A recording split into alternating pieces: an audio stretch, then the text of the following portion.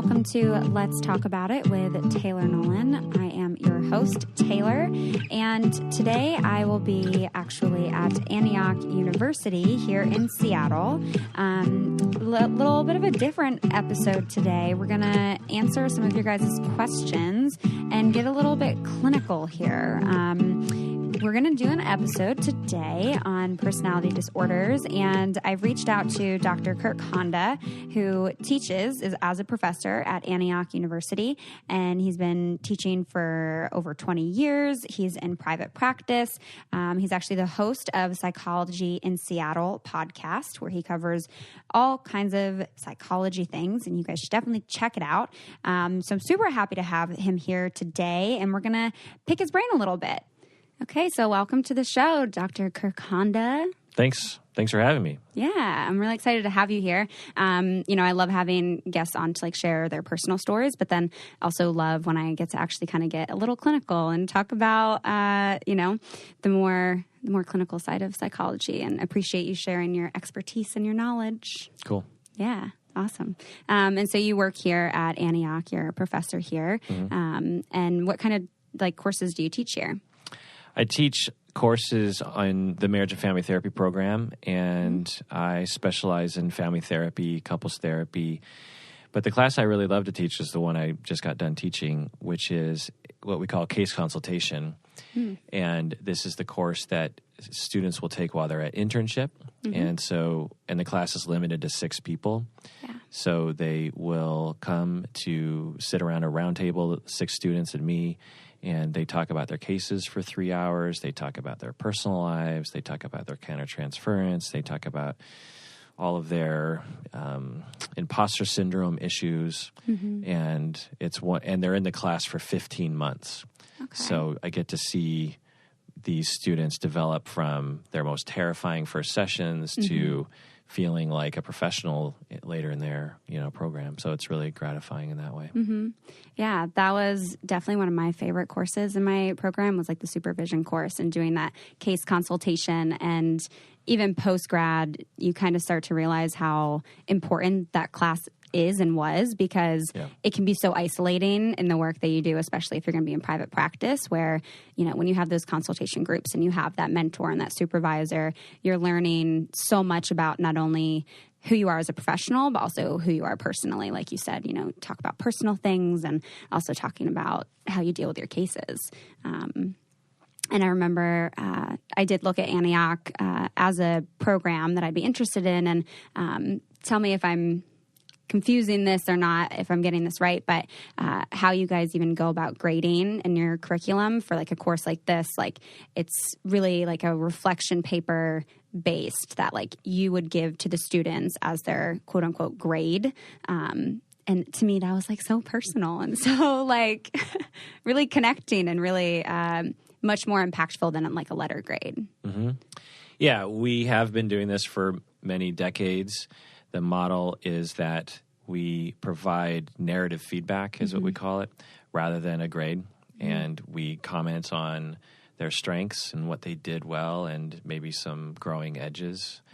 And it's supposedly more valuable to students than just getting an A or a B or a C or something. Totally, especially when the work that you're doing, when you look at the context of, what you're studying and what you're learning, all of that is so much more focused on connection and your ability to be vulnerable and work through stuff, not only in your personal life but also publicly and with your clients. So yeah, that totally makes sense, and I loved that about this program. And so, what kind of got you, before we get into kind of some of the work that you do? How did you kind of get into this? What got you interested in, being a therapist to being a professor?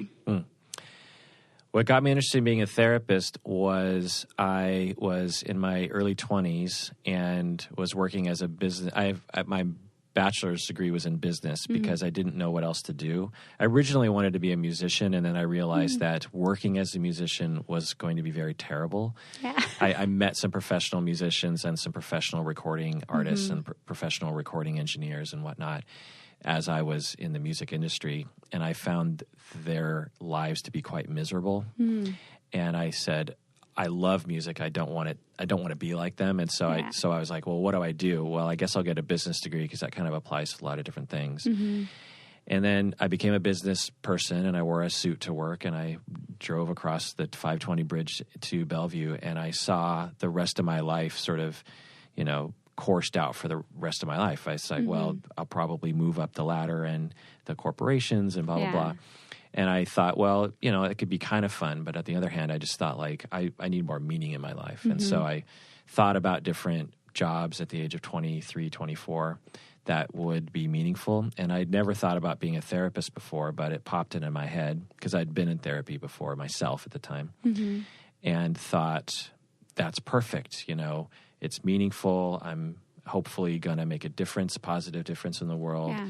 It involves psychology and philosophy and the meaning of life, and it involves contemplation and problem solving and connection with other people and talking with other people, things that I had all liked but didn't realize that there was an occupation that could satisfy all those needs.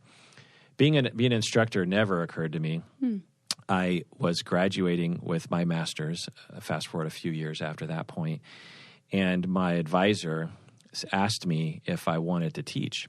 And I said, well, I don't know, maybe one day when I'm old and wise. Yeah. Right now I'm just 26 years old and know nothing. So maybe one day. And he's like, well, I think you have what it takes to teach.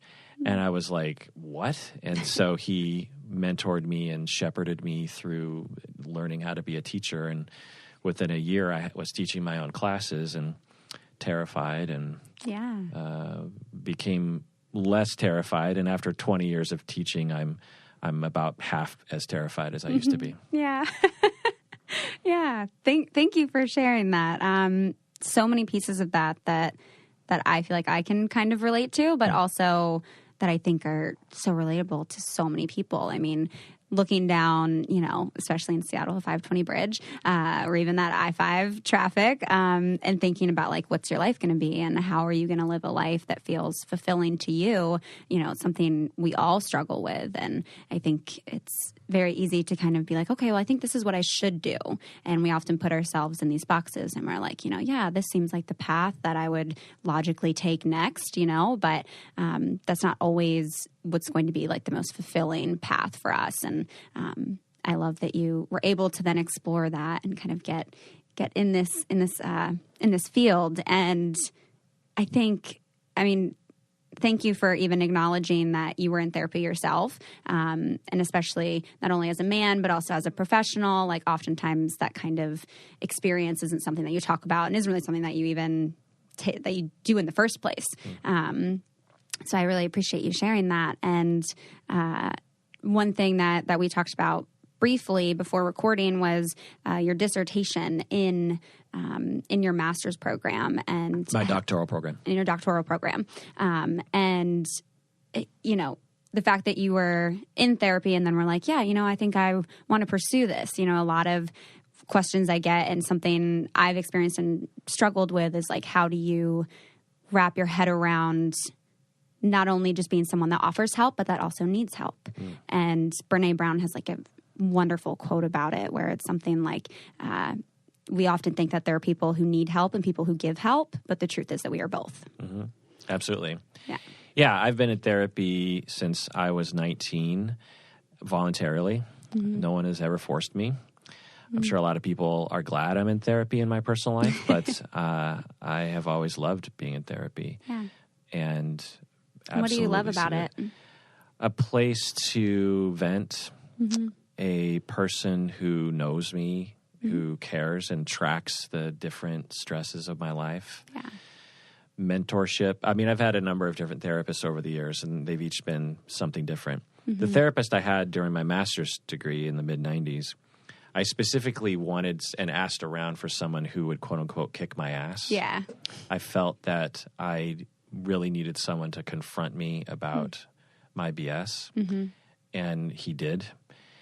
I would, on the way to therapy, I would go into cold sweats, like worrying about what he was going to see in me in this session, Yeah. And I knew, though, it was good for me. Yeah, there's still like an excitement around it because it's like you're going to get some work done. Like you're going to learn some shit. It's going to get real. Yeah. And I've had other therapists who weren't like that because that's what I needed at that point in my life.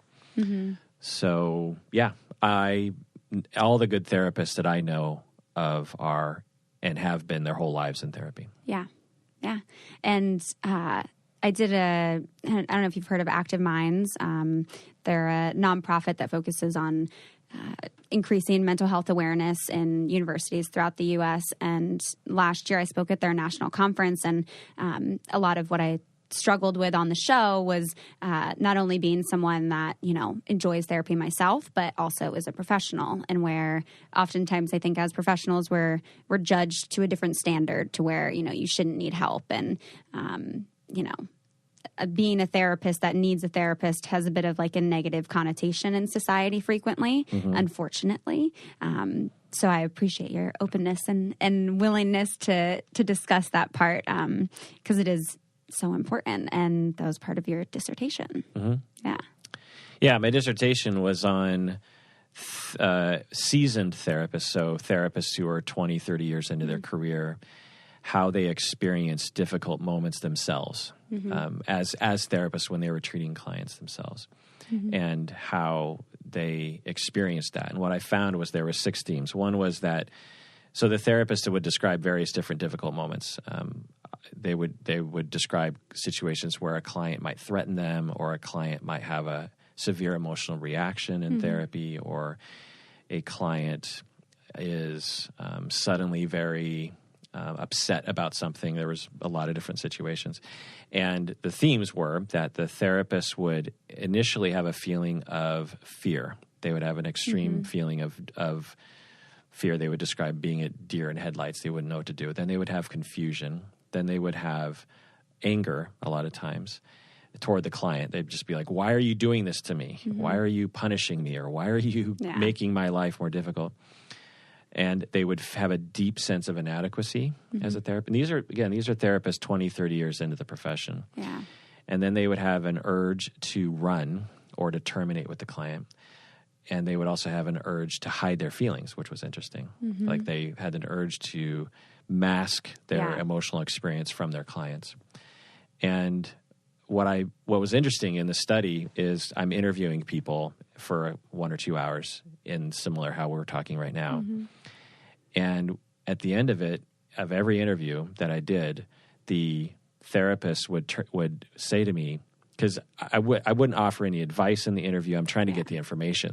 And I'm really curious about how they experienced it. So I have a lot of questions like, what did that feel like? And what was that like for you? And tell me more.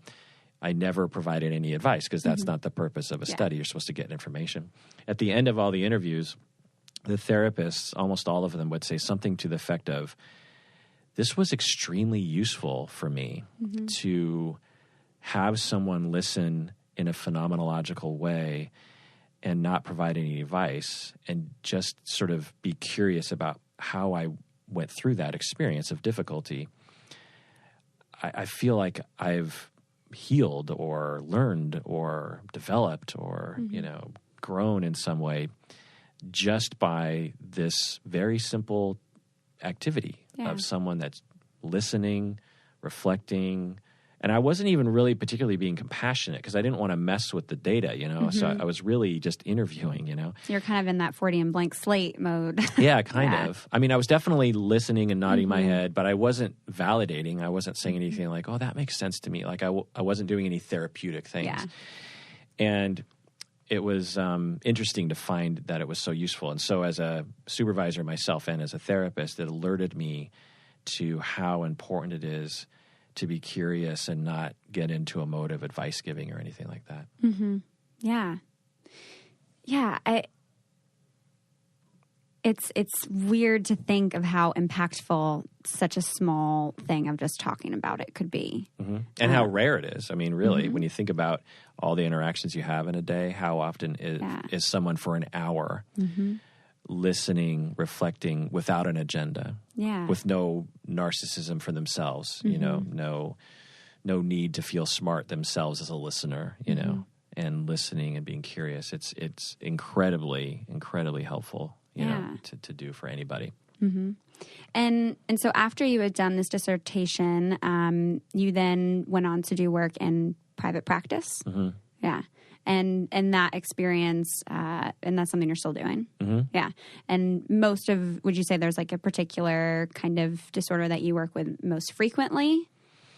Most of my private practice clients now, and I've been in private practice for 20 some years, so it's varied over the years, but currently I work with adult individuals and couples. Mm-hmm. So about half are couples, about half are individuals. And the majority of them, it's hard to describe exactly what they're doing without going into detail, but in general, the way I would describe it is relationship issues and personality issues. Mm.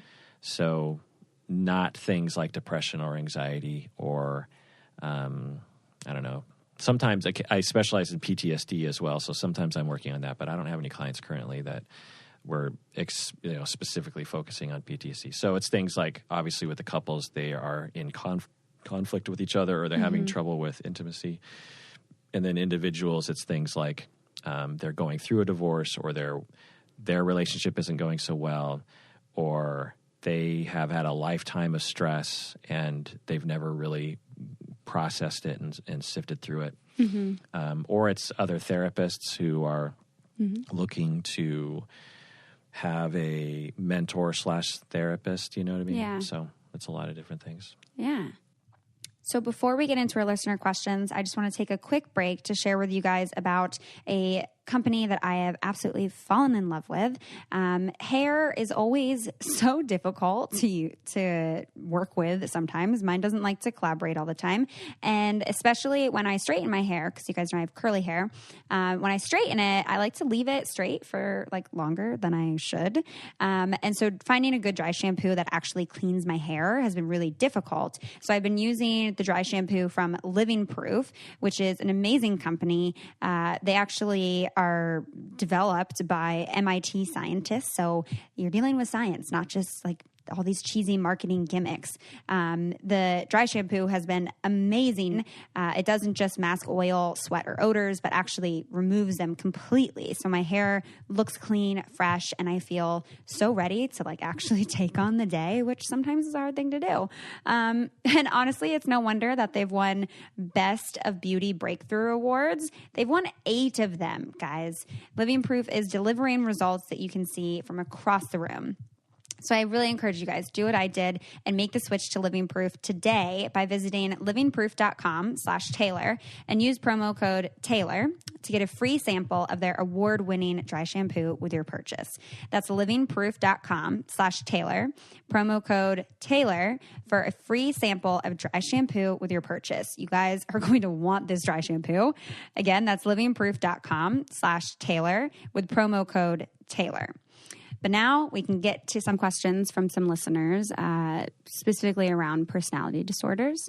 But then I also definitely want to get into a little bit of some of your work that you've done with couples, because I've shared a little bit about, some of my dating life, and my dating life has been public in some ways, and have done...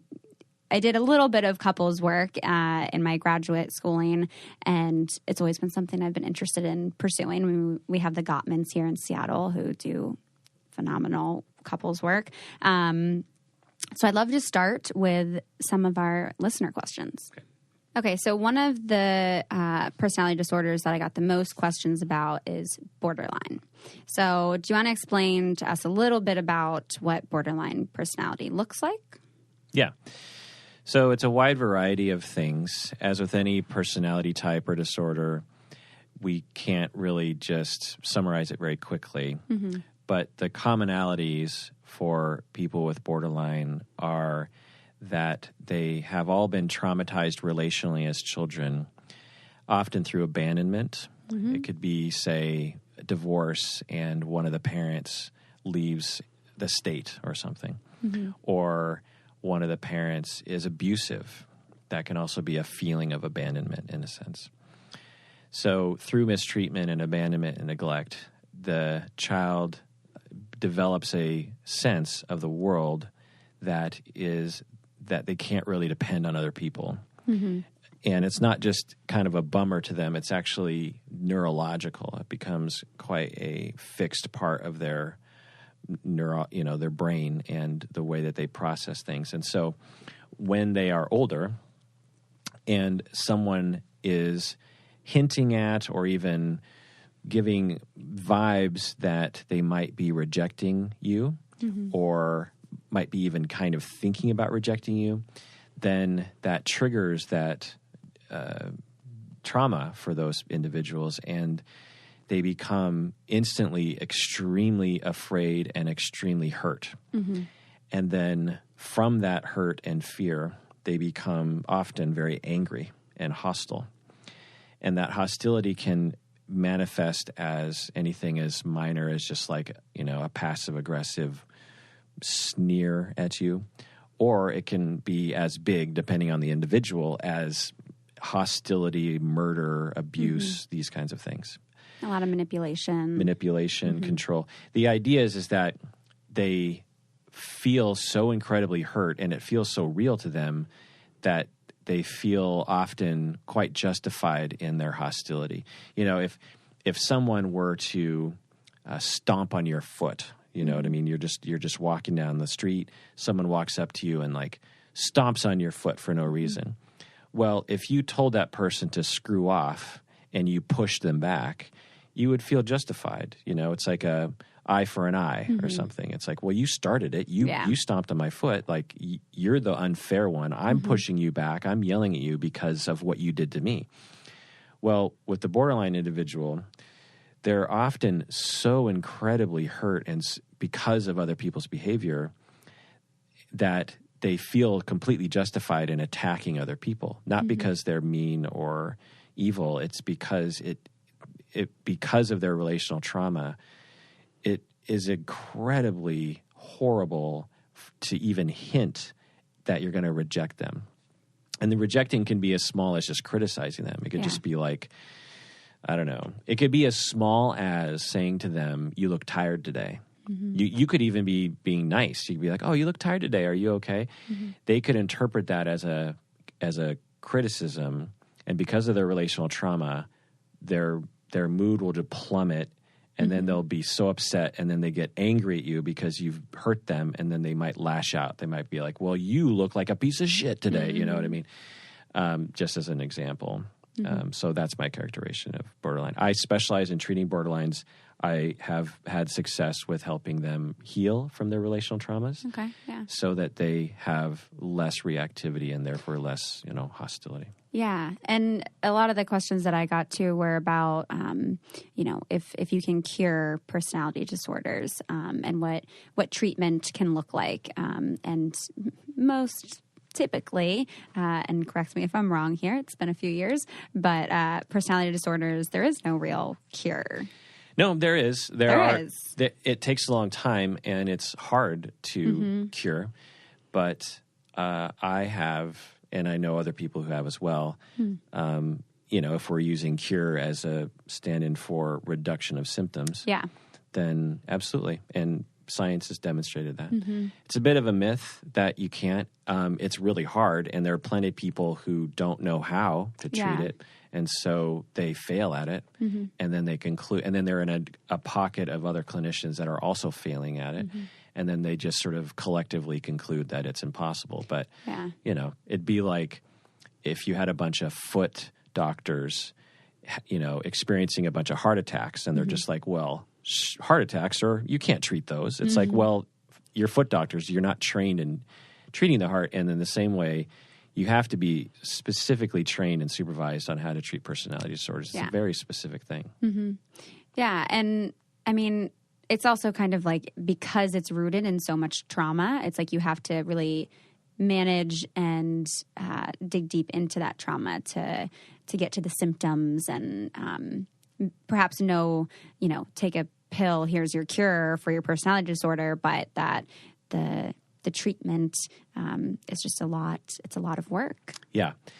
And the treatment modality of therapy where you're sitting down in an office and talking with someone is in and itself triggering to the client. So it's as if you are terrified of spiders, say. You have a supreme phobia of spiders, and your therapist is a spider. Yeah.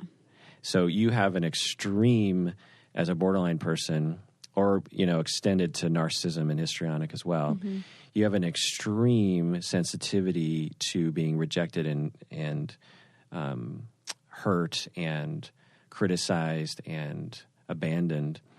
And the cure for that is for you to sit down and have a relational experience with another human being who has power over you. Yeah. That can be very triggering. And then just by being in therapy, the clients can lash out at you as a therapist. Yeah.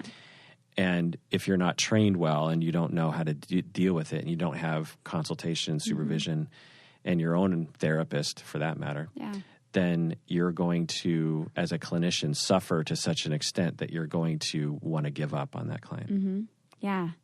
Yeah. And, I think dealing with personality disorders is that whole dynamic is so much more extreme, but even in dealing with other things like depression and anxiety and even doing couples work, like the clinician, as objective as you can be, you're still going to be impacted in some way by what the client or clients are bringing to the table. And again, that's where like having that supervision, having that own therapy, like yourself, it can be so important. I think it's crucial that as helpers, we don't judge ourselves and say that we are just the helpers. I got this. Like if I can't deal with this client, then like, I'm not as good of a therapist as I thought I was. Like to fight that negative self-talk and allow yourself the same kind of kindness and non-judgment and help that you would want to have your clients to have.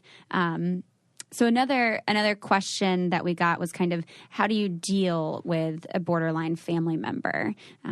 Say this is like your mom, how would you, I don't know if you've had any experience in different cases with this where you've dealt with doing any kind of sort of like family therapy with someone who is borderline.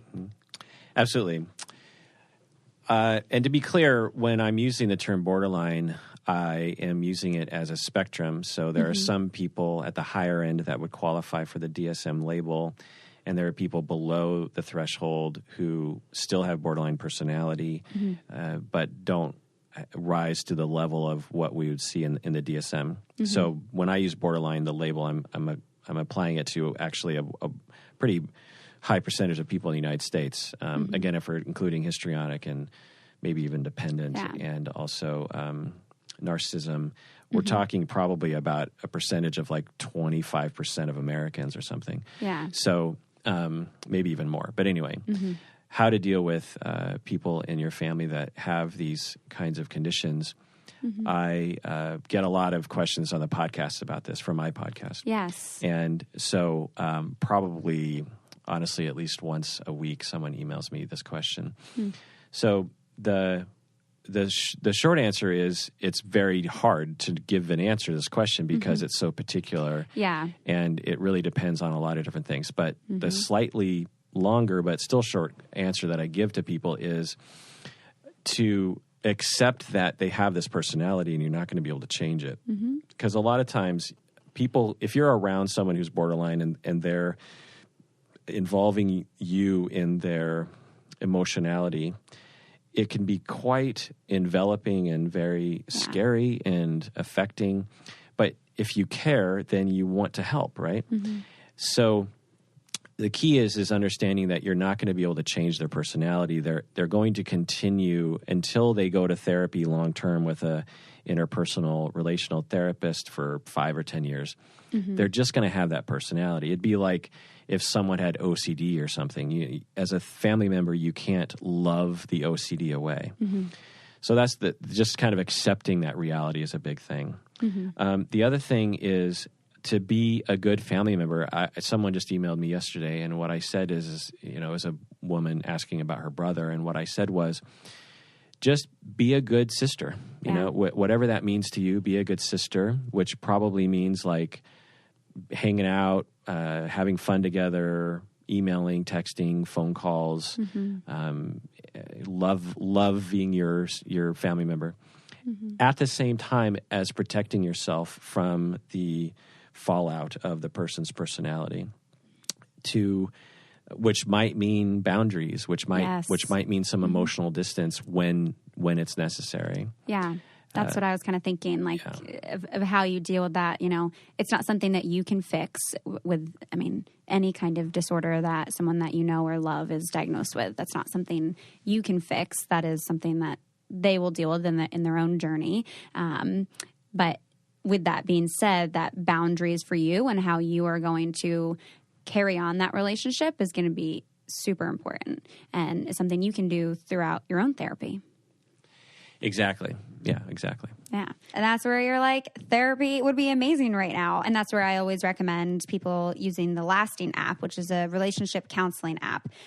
It helps couples get their relationship back on track. And, it helps actually fit in with the busy schedule. And really it just actually allows you to start having those conversations. Every relationship takes work, and that's not something that we should ever be embarrassed about. We're all in that boat. But it just kind of helps you to better communicate, how do you share that you're not happy? The app is actually based on 126 longitudinal marriage studies. So it's introducing insights from science and research to help bring clarity to your relationship and improve your communication. Lasting is free to download. So for people who, feel like therapy is not an option and they can't afford that, the app is free. You can go to the iTunes store today and download the Lasting app to take the free relationship health assessment. Let's Talk About It listeners can actually unlock the entire app and get your first month of Lasting premium for just 99 cents by visiting getlasting.com/Taylor and using the offer code Taylor. Again, you guys can always download the app for free, but you must visit getlasting.com/Taylor and use the offer code during checkout to get your first month for just 99 cents, because we have got to improve our communication as couples.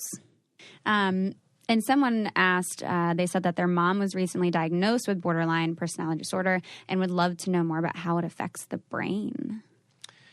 So you'll hear a lot of people saying a lot of weird things about the brain and science about the brain. The fact is we know almost nothing about the brain. Yeah. There's some research and there's some things that people are discovering, but in 100 years, they're really going to laugh at our current conclusions and statements about the brain. Yeah. So the short answer to that is we don't know. But if I were to speculate, which I'm guessing in 100 years will be consistent with more precise science, I would say that when we are traumatized and treated in a certain way as children, it creates certain neurological pathways that involve, that are through repetition made stronger and more reinforced. Yeah, reinforced. And that science we know. And so as a kid, you are 4, 5, 6, 7 years old, and you have an emotional need for love or for someone to be there or for soothing or for play or something. And that need sort of emerges in you, as it would for anybody, and then you either have it thwarted actively by your parent or whoever is, you've identified as like, please meet this need, or they're just not even there. And so that repetition of I have a need and I'm not going to get it, and I'm thwarted, so I start associating all these things with my needs, like pain and suffering and aloneness and shame, and kids will think there's something wrong with them, and then they feel deeply like there's something broken about them. Otherwise, why would I be treated this way? Now, as adults, we can look back and say like, well, the parents are going through something, they had drug addiction, blah, blah, blah. But as a kid, you don't know that. And so you have all these associations with your intimacy needs. And as an adult, when you have that emergent need for love and attention or play or soothing from someone else, you instantly have all these connections neurologically with that, of shame and pain and maybe even suicidality and suffering and hurt and, sadness and grief, and like all that comes into play. And so even just the notion of like, gee, I would like some love, just internally can just trigger a whole set of neurological processes that produce suffering, and then therefore, a kind of a sort of depression, anxiety. They might even lash out at other people just because they're in such a bad mood about things, Yeah. So I'm guessing in 100 years, people, brain scientists won't laugh too much at what I just said. Yeah, yeah. But I mean, all of that makes a lot of sense. And a question that that maybe we've already kind of answered a little bit, but people wanted to know, like, how this kind of develops. And we talked a little bit about, like, how the trauma starts and all of that. But people are curious, like, how you can tell the difference between it being a personality disorder versus just, like, this is just kind of someone's personality, and maybe this is just kind of what they're like. Yeah. Yeah. Well, the official DSM language is if it's causing clinically significant distress. Yeah. I find that to be an incredibly imprecise statement. So the answer to that is it's based on opinion of the assessor. So you line up 100 experts in borderline, and you present someone, and maybe even you conduct 3 hours of interviews with that person. All 100 of those therapists are going to draw a line differently. Yeah. Because it's based on opinion, it's based on imprecise observations and your own sort of conceptualization of borderline. And so you'll see a general consensus maybe emerging, but you're going to see differences. So the answer to that is it takes a experienced expert to draw that line. Yeah. And you're going to see different lines drawn based on different experts. Yeah, definitely. And I mean, we talked briefly about how sometimes this can manifest itself in some kind of, like, depression or anxiety. People were curious if it's easy to misdiagnose borderline with something like depression and anxiety. Absolutely. I see it all the time.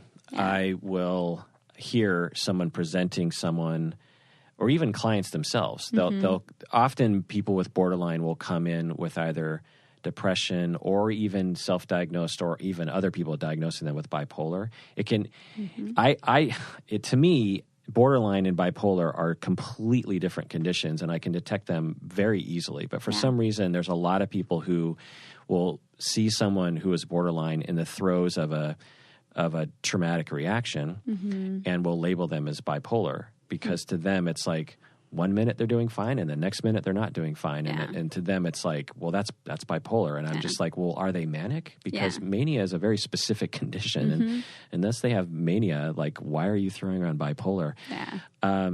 So absolutely, I find people, and again, histrionic, narcissistic, dependent are all personality disorders that I see the vast majority of even clinicians misdiagnosing. Yeah. And you've mentioned histrionic a few times, and I wanted to kind of loop back around to that. So since you've brought it up again now, do you want to share a little bit about, because I remember when I first started learning about the different personality disorders, and borderline was one you hear frequently, and was not something that came super surprising to me to learn about, but histrionic, I feel like, is not one that very many people know a lot about. Right, because on my podcast, I did like a 5-hour deep dive on histrionic, and I spent 6 months researching it, so I could I could go on and on about it. Well, we're going to link that in this episode notes, so if you guys do want to learn a lot more about histrionic after this little description, then you'll know where to find it. Yeah. I'll save you the trouble and summarize. So one, the word histrionic has a bunch of problems because it actually refers to, like, women's uterus, and it goes back to, like, the ancient Egyptians, where they actually, and it's whoa, didn't know that. Yeah, and then to the Greeks, and then, like, hysteria and hysterical, has all sorts of, sexist connotations, which should be acknowledged. Yeah. And I wish we actually had a different name for histrionic, honestly, but it is what it is, and so along those lines, histrionic is extremely similar to narcissistic and borderline. In fact, histrionic, borderline, and narcissistic are so similar to me that I actually don't often differentiate between those three. They're just shades of different coping with the same problem as you're growing up. And so for histrionic people, they have the same problems or the same mistreatment that borderline people do and narcissistic people, in that they're mistreated on some level, abused, abandoned, neglected, ignored. Mm-hmm. And it can also be through even just being a refugee or something. If your parents are refugees, they don't have enough resources to pay attention to you. And so personality disorders can emerge in that tragic situation as well. Or the parent is depressed, or the parents die. Yeah. So there's a lot of, issues that can contribute to the development of a personality disorder. But anyway, so instead of developing a coping mechanism, so what borderline people do is they react to that relational problem by becoming extremely vigilant about paying attention to how other people are treating them. Yeah. And because that's how they manage, because they're so desperate, as everyone else, everyone is, for attachment security. Borderline people early in life resort to paying very close attention to other people and reacting very strongly when they feel there's a threat to attachment. Yeah. Now, that can manifest as something benign, but it can also manifest as being controlling or very hostile to the other person. That's what it feels like. Histrionic people, their coping skill that they develop early in life is, if I become very seductive, either sexually or just through being interesting on some level, if I dress interestingly, if I'm very loud when I talk, if I'm very over sexual, then I get attention and a form of love, but it's good enough because I feel like I'm not going to get any love if I don't do this activity. And so histrionic people will tend to be very demonstrative with their emotions. You kind of always know what they're feeling, and you kind of always know what they're thinking. And they have a hard time just sort of sitting and being kind of neutral. Not because they are jerks, but because they feel like if they don't constantly evoke to other people what's happening for them, they feel like they'll be ignored and forgotten, which is terrifying to them. Mm-hmm. Yeah. I mean, that is just a terrifying thought, to think that you'd be completely forgotten. So. Which they were when they were kids. Mm-hmm. Yeah. Yeah. And correct me if I'm wrong, isn't it like rule of thumb to wait to diagnose personality disorder until after like 18? Yeah, but again, the rule is based on a concept that children are still developing their personality and can act borderline at times when it's quote unquote a phase or something.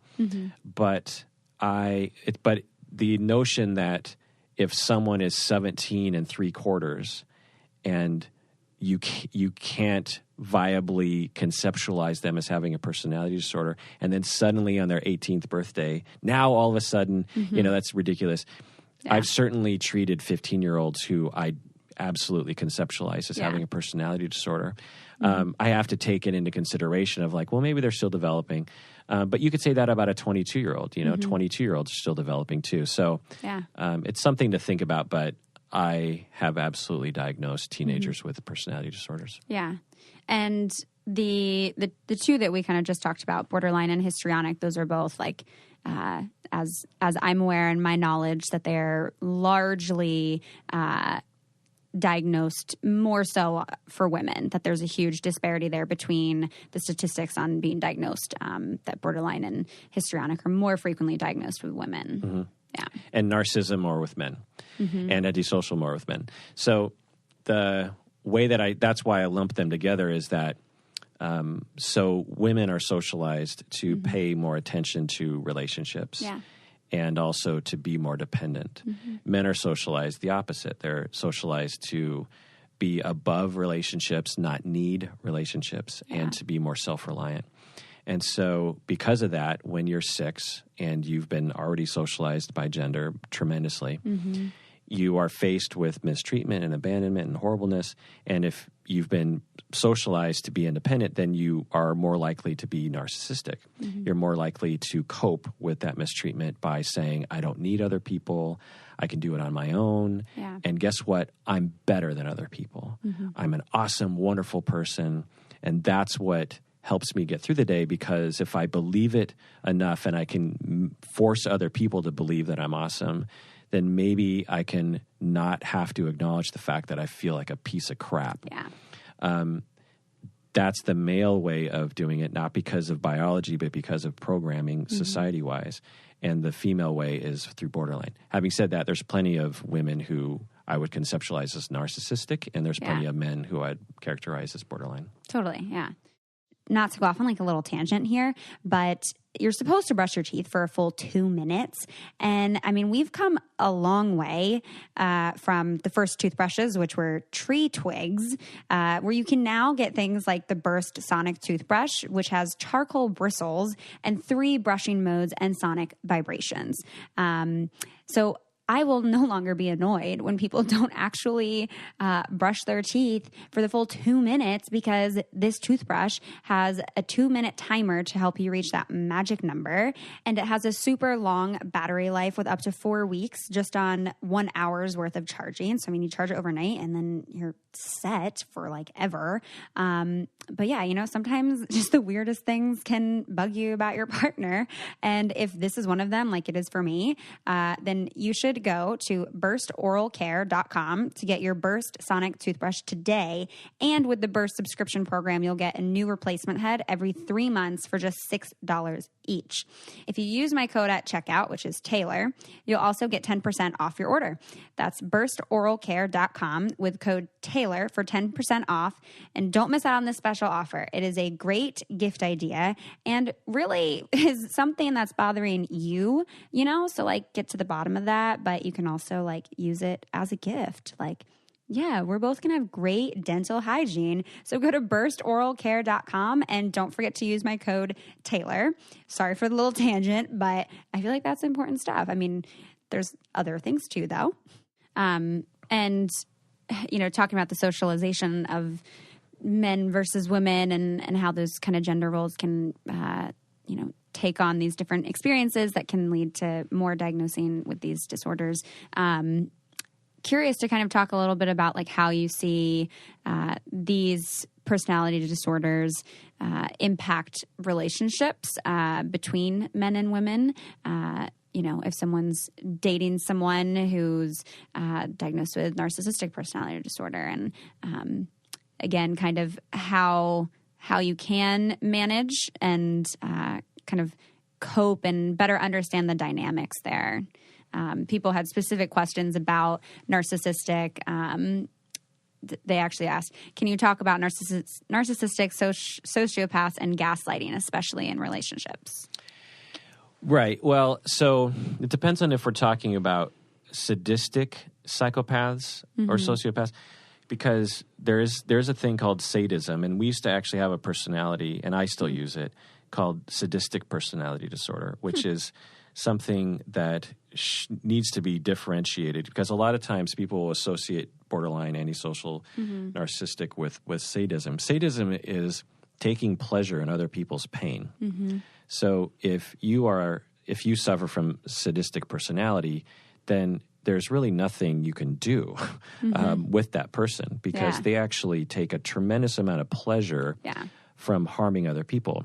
These individuals are extremely rare, but some of them happen to also be psychopathic, meaning that they lack empathy, and or borderline or narcissistic. So there's that. Which is not the same as actually taking pleasure in someone else's pain, but just not being able to empathize and, you know, feel what someone else could possibly be feeling. Right. So if someone has narcissistic personality, they actually deeply do have empathy and care about other people, but because of their coping style developed early in life to threats of abandonment and attachment insecurity, they come across as extremely uncaring and can, quote unquote, gaslight other people. But they're not doing it because, and this is a massive misconception in society and among clinicians, in my opinion, that narcissistic people are sort of like out to get people. Even my perception even of psychopathic or antisocial people, it's a similar thing. It depends on, if they're sadistic, then it's a whole other thing. Like Charles Manson was a sadistic, psychopathic, antisocial narcissist. He seems like he took tremendous amount of pleasure in controlling and harming other people. I mean, his group killed other people. It's horrible. that's an extreme example. Yeah. Now, if your boyfriend is narcissistic and you feel gaslighted and you feel, or gaslit. Gaslighted, it works. Or you feel controlled, or you feel like this person doesn't care about your feelings, I would challenge people to try to think of, now, bottom line is if you're being harmed in a relationship, I would recommend really looking at whether or not that's the best for you. But if you're, determined to stay and trying to figure this out, it's quite possible and much more likely statistically in my observation that the person is not actually controlling for controlling's sake. They're controlling because they're terrified of fear of losing you. And they have semi-delusional ideas about what constitutes someone moving away from you. So, for example, a couple goes to a party and the man is narcissistic and the woman is not. And the woman, you're having a couple of drinks and you say something disparaging about your boyfriend. You say something like, oh, yeah, my boyfriend, he never puts his toothbrush in the right place, or whatever. He always leaves the cabinets open. Something like that, yeah. Or, yeah, my boyfriend, he never dusts or something. Well, and on the way home, your narcissistic boyfriend decides to go on a hostile attack. Why did you say that? How dare you say that? I dust all the time. What's wrong with you? You're a piece of shit. Yeah. You're really dirty in the, look at what you do in the bathroom. And you as a woman, you're just like, what is going on? And because it's just you and the other person, and they seem to be so sure of themselves, you could feel gaslit and controlled and sort of brainwashed into thinking that you're a piece of shit. When in reality, all you said was just an innocent comment about the fact that he doesn't dust, which if he wasn't narcissistic, he might be slightly hurt by, but he would put that into perspective because he doesn't suffer from narcissistic personality. The narcissistic person, because they were abandoned and often sometimes preceded by criticism. So the parents would say, like, because you're a piece of shit, Johnny, my son, I am now going to not see you for the next 2 months. Like, a dad comes into town and is drug addicted and, has a visitation and something goes wrong and the dad's like, this is why I don't come to town. I mean, people literally have these experiences. Okay. So then criticism is deeply connected to abandonment for them. And so, and particularly when it's public, because then maybe they'll be rejected by everyone, is might have what happened to them when they were kids, or at least that was their perception. So when you criticize them in public, that triggers that trauma for them, and they become deeply hurt and deeply terrified. But because they're not aware of that, and because they're so hurt, and all that old hurt is coming back, which was justified in the past, they feel completely justified in going on the attack. And so as a spouse or a partner, like I said, if it's too much, by all means, I would distance yourself. But if you conceptualize that, and I've worked with couples on this and individuals, one of the things you can do is if you can hold on to that conceptualization of, okay, I know my husband is narcissistic. I know he suffered from a lot of mistreatment growing up. I insulted him in front of a bunch of people, which challenges his narcissistic supply, and he's terrified right now. He's not exhibiting fear. What he's exhibiting is hostility and, frankly, verbal abuse. I'm not going to take it personally because and I'm not going to be gaslit. I'm not going to give in to his narrative. I'm not a piece of shit. Okay, I can be dirty sometimes, but come on. I'm going to remain differentiated in the face of that. And I'm going to say to my husband in the moment, I am so sorry that I said that. I know that you don't like it when I do that, and I shouldn't have. And I'll try not to do that again in the future. And then he calms down, because what he's looking for in that moment is confirmation that you love him and that you're not going to leave him, because he perceives that slight and that criticism as a sign that you're going to leave him, and it terrifies him, and he goes on the attack. And he doesn't even know that, though. Is the thing. So, and then you say, "Can we go to therapy?" Yep. That's the key. With a specialist in personality disorders. Yes. Yeah. Well, and I think that's so important to acknowledge the not taking it personally, because like you said, right now that person's defenses are so high and they're just attacking and trying to protect themselves from this fear that they have, where when you take the extra step to, not take it personally, to understand that this really isn't about me right now, and to offer that support and that validation and that comfort can help bring that down to where maybe then you can have the conversation of like, it would really mean a lot to me if we went to therapy. Like, I really want to explore the idea of that with you. And I think that's so important, even with dealing with, a relationship where someone doesn't have a personality disorder, of just, when someone kind of goes off like that on you, it can be very abusive. And, when you do start to have that questioning of yourself and your own worth and feeling like, wait, but like, that's all I said. And just kind of this whole process where as they continue to go off that you are like, whoa, okay, maybe they are right. Maybe they are making sense. Maybe like, wait, what? That you remember like, this is not about me. Like this extreme reaction over this small thing is clearly rooted in something way deeper and probably doesn't have anything to do with me, because if you don't take that, step and have that separation, in my eyes, and maybe you have something else to add to this, you're either going to go one of two ways. You're either going to completely shut down, or you're going to feed into the fire, and it's going to be a big thing. Exactly. Yeah. And as we kind of wrap up here a little bit from talking about the personality disorders, with the time we have left, I'd love to hear, perhaps with the work that you've done with couples, if there's any big thing that kind of you've taken away and that you've like reflected on throughout your years that, I see you're married, that like you've been able to apply to your relationship. Can you ask that question again? Yeah. So like tips for how to be in a relationship good? Yeah, like, yeah, right. So a weird thing. But, I think in any kind of work that you're doing with clients, you can always take something away from it. And you're always learning through your clients. And some of it you can apply to your own personal life. And so I'm curious for you, from doing the couples work that you've done, what things you've reflected on and have been able to apply to yourself. Yeah.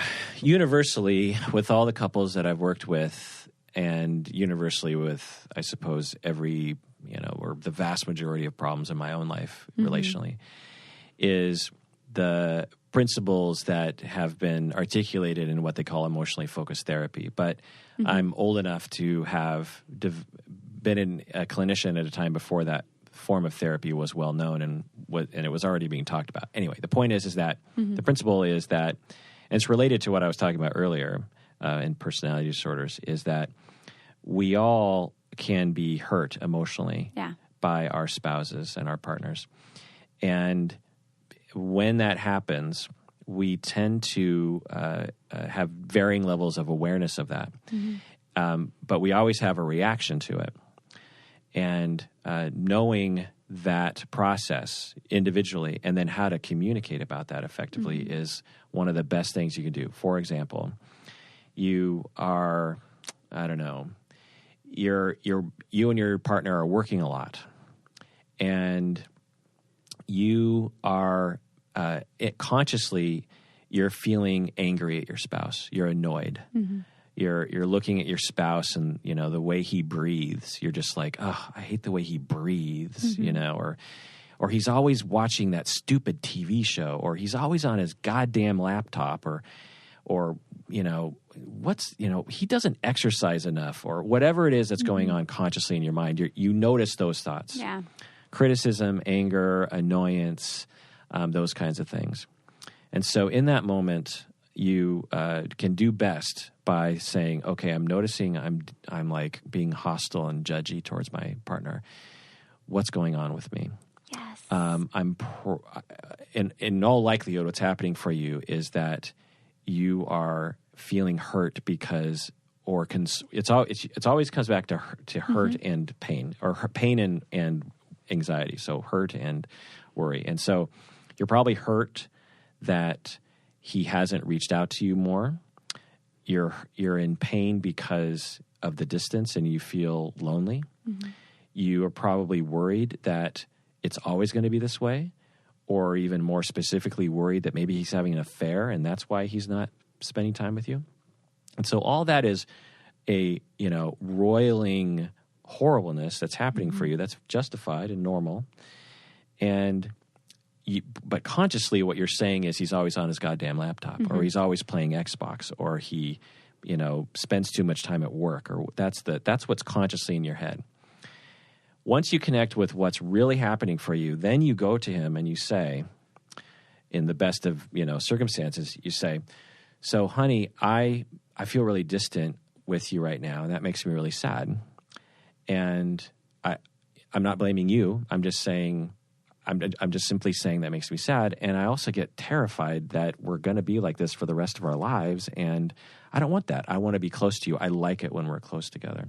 Mm-hmm. So that's different than saying you're a piece of shit because you're on your laptop all the time. Or why do you always have to play those stupid Xbox games? It's a very different. So saying you're always on the Xbox to the husband makes him, he feels hurt now. Yeah, now he's going to be a little defensive maybe. Right. He feels hurt, justifiably hurt, because it's just like, where's this coming from?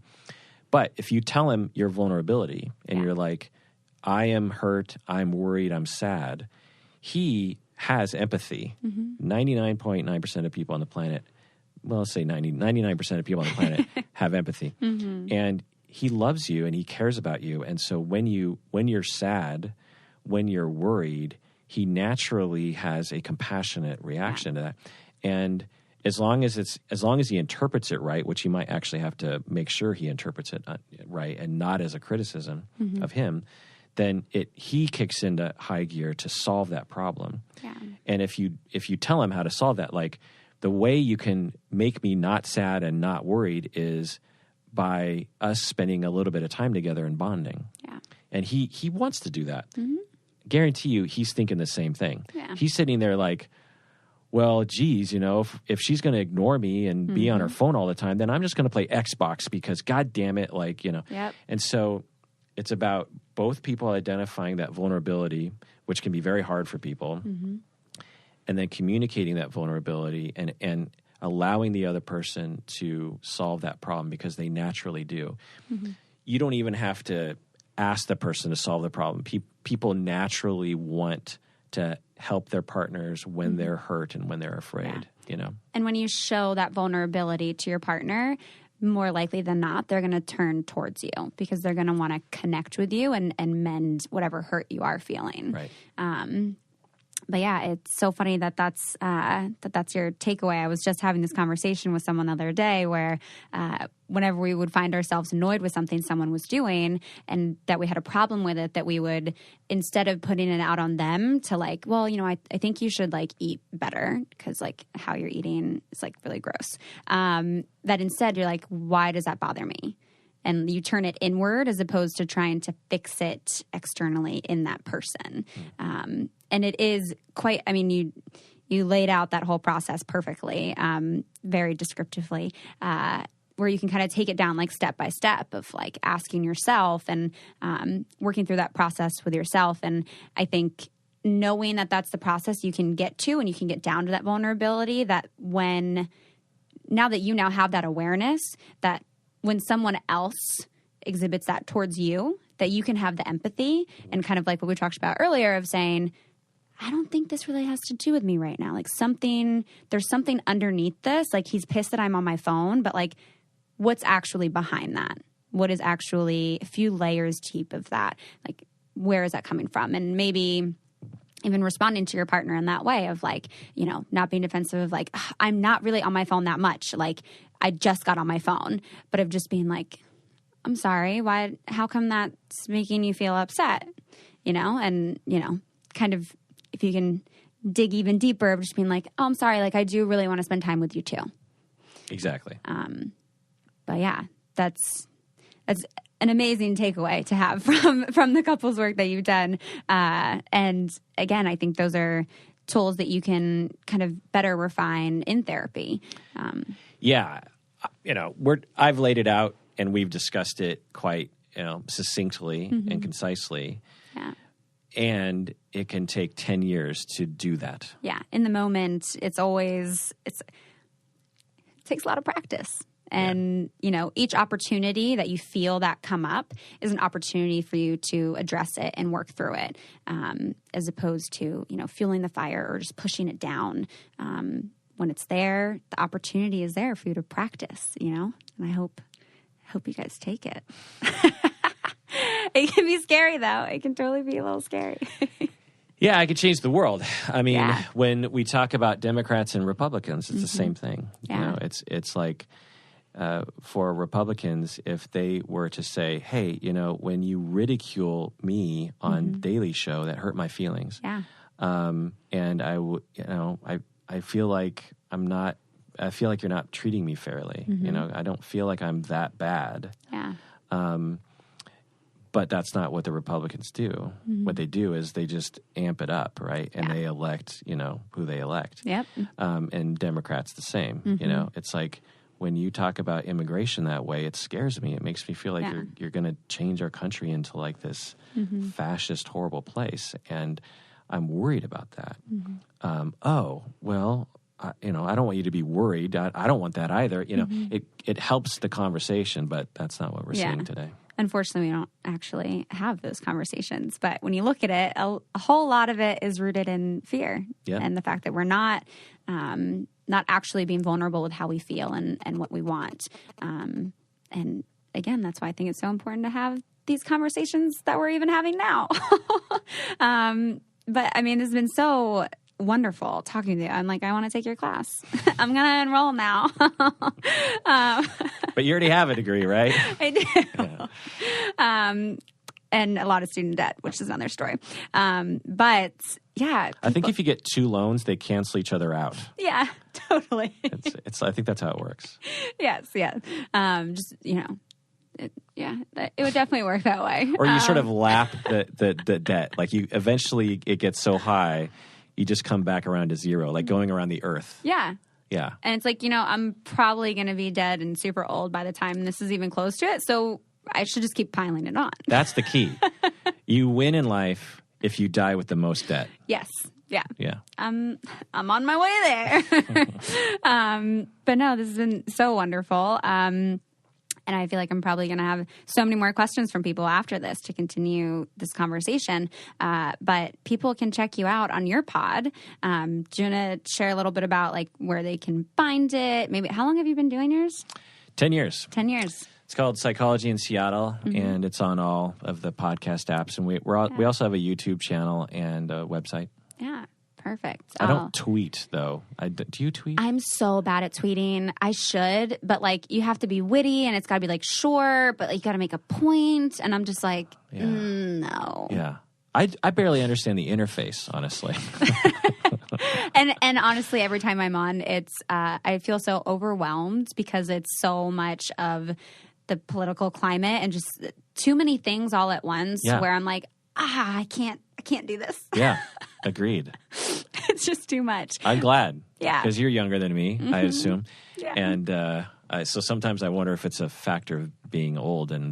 But it's good to know. You validated me. That's good. Yeah.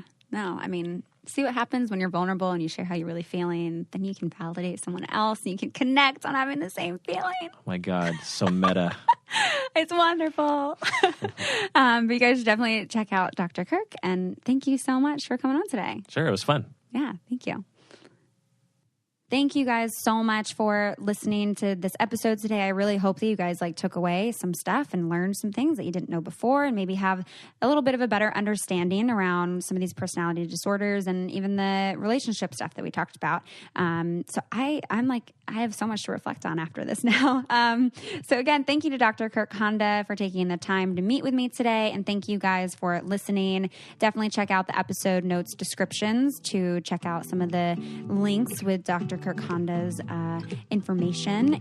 So if you haven't already yet, head on over to iTunes and leave a review or give us a rating and let us know what you're enjoying about the podcast. And again, you can always send topic suggestions over to our email at ask.letstalkaboutit@gmail.com. And I hope you guys have a fantastic week and that you enjoyed this episode. I will talk to you next time.